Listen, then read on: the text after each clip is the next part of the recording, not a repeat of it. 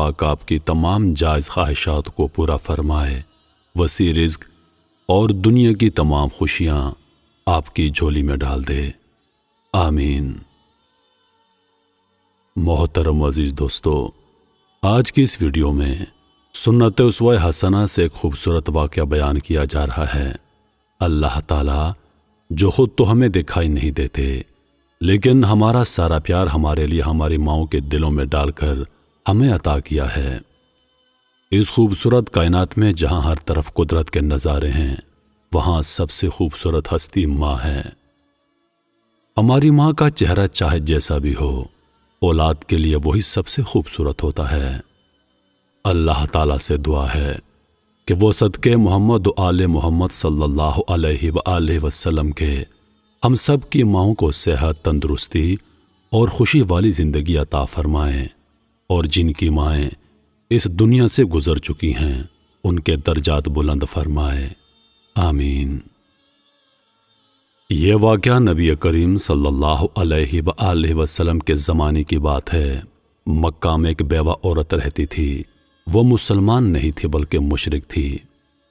اس عورت کا 8 سالہ بیٹا تھا۔ وہ دونوں بہت غریب تھے، مشکل سے گزر بسر ہوا کرتا تھا۔ ایک روز ماں گھر آئی تو معصوم بچے نے ماں کے قریب آ کر اس سے سوال کیا، ماں، میں نے دیکھا ہے کہ آپ دوسرے بچوں کی ماؤں کی طرح نہیں ہو۔ ان کے پاس نئے نئے کپڑے ہیں اور تمہارے پاس تو میلے اور پھٹے کپڑے ہیں۔ ماں نے بیٹے کی طرف نظر بھر کر دیکھا، پیار سے اسے اپنے پاس بٹھایا اور کہنے لگی، اچھا تو میرا بیٹا اتنا بڑا ہو گیا ہے کہ اسے اپنی ماں کے حالات سمجھ آنے لگے ہیں۔ پھر اپنے بیٹے کو سینے سے لگایا اور روتے ہوئے کہنے لگی، بیٹا، تمہارا باپ مر چکا ہے اور تیری ماں اب بیوہ ہے اور تو یتیم ہے، اس لیے میرے پاس پہننے کو اچھے کپڑے نہیں۔ تیری ماں سارا دن لوگوں کے گھروں میں کام کرتی ہے اور جو کچھ بھی آج تک کمایا ہے وہ تجھ پر لگا دیا ہے۔ تجھے کھانا کھلایا تاکہ تو بھوکا نہ رہے، تیرے لیے کپڑے بنا ہے تاکہ تیرا جسم ڈھانپ سکوں اور تیری پرورش کر سکوں۔ یہ کہہ کر ماں نے بیٹے کو گلے لگا کر خوب روئی۔ بیٹے نے ماں کو چپ کرواتے ہوئے کہا، ماں، تیری چادر پھٹ گئی ہے نا، میں تیرے لیے نئی چادر لاؤں گا۔ ماں نے پوچھا کہ بیٹا تو کہاں سے لائے گا، تو ابھی 8 سال کا بچہ ہے۔ بچہ بولا، ماں، میں چچا سے لا کر لاؤں گا۔ ماں نے کہا، تیرے چچا نے تو تیری باپ کی زمین بھی قبضہ کر رکھی ہے، وہ تجھے چادر کہاں سے دے گا؟ بیٹا بولا، نہیں ماں، میں ضرور جاؤں گا، میں چچا سے جا کر کہوں گا کہ میں تیرا بھتیجا ہوں، وہ مجھے دیکھ کر خوش ہوگا۔ میں اسے کہوں گا کہ میں زمین لینے نہیں آیا، بس ماں کے لیے چادر لینے آیا ہوں۔ ماں مسکرائی اور بولی، بیٹا، تجھے پتا بھی ہے وہ بہت دور رہتے ہیں، تو 8 سال کا بچہ کیسے جائے گا وہاں تک؟ بچے نے اطمینان سے جواب دیتے ہوئے کہا، ماں فکر نہ کر، میں سب پتہ کر چکا ہوں۔ ماں نے بیٹے کو چچا کے پاس جانے کی اجازت دے دی۔ بیٹے کو نہلایا، صاف ستھرا لباس پہنایا، بال سنوارے، خوشبو لگائی اور چچا کی طرف روانہ کر دیا۔ بچہ پیدل چلتا ہوا چچا کے مکان میں جا پہنچا۔ جا کر دیکھا کہ چچا اپنے ساتھیوں کے ساتھ بیٹھا شراب پی رہا ہے۔ بچے نے ادب کے ساتھ چچا کو مخاطب کرتے ہوئے کہا۔ چچا نے مڑ کر دیکھا اور پوچھا، تو کون ہے؟ بچہ بولا کہ میں آپ کا بھتیجا ہوں، میں آپ سے ماں کے لیے چادر لینے آیا ہوں۔ چچا کے سامنے اس کا 8 سالہ بھتیجا کھڑا تھا، لیکن سوائے اس کے کہ چچا اس کو پیار کرتا، اس نے بچے کو مارنا پیٹنا شروع کر دیا۔ بچاؤ بچاؤ کہہ کر وہ بچہ چیختا رہا، اتنا مارا کہ بچہ لہو لوہان ہو گیا، صاف کپڑے خون سے بھر گئے۔ چچا نے بھتیجے کو تھپڑ مارے، ڈنڈے مارے، کھینچا، جھنجھوڑا اور بچہ دور جا گرا۔ وہ بچہ مشکل سے اپنی جان بچا کر بھاگ گیا۔ ادھر ماں کا دل بے چین ہو گیا اور وہ اپنے بیٹے کی خاطر گھر سے نکل دوڑی۔ یہ صرف ماں اور بیٹے کا پیار تھا۔ ابھی بیٹا ماں تک نہیں پہنچا تھا، لیکن ماں اس کے لیے بے چین تھی۔ بچہ روتے روتے گھر جا رہا تھا کہ راستے میں ایک آدمی نے روکا اور پوچھا کہ یہ حال کیسے ہوا؟ بچے نے سارا ماجرا بتا دیا۔ کہ میں چچا کے پاس ماں کے لیے چادر مانگنے گیا تھا اور چچا نے مجھے مارا۔ اس راہگیر نے کہا، سنو، خانہ کعبہ میں جاؤ، وہاں تمہیں محمد صلی اللہ علیہ وآلہ وسلم ملیں گے، ان سے اپنی ماں کے لیے چادر مانگنا، وہ ضرور دیں گے۔ بچے نے آنسو پونچھے اور گھر کی طرف چل دیا۔ ماں کے پاس گیا۔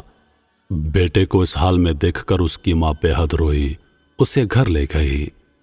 گھر لے جا کر اسے نہلایا، خون صاف کیا اور زخموں پر مرہم لگا دی۔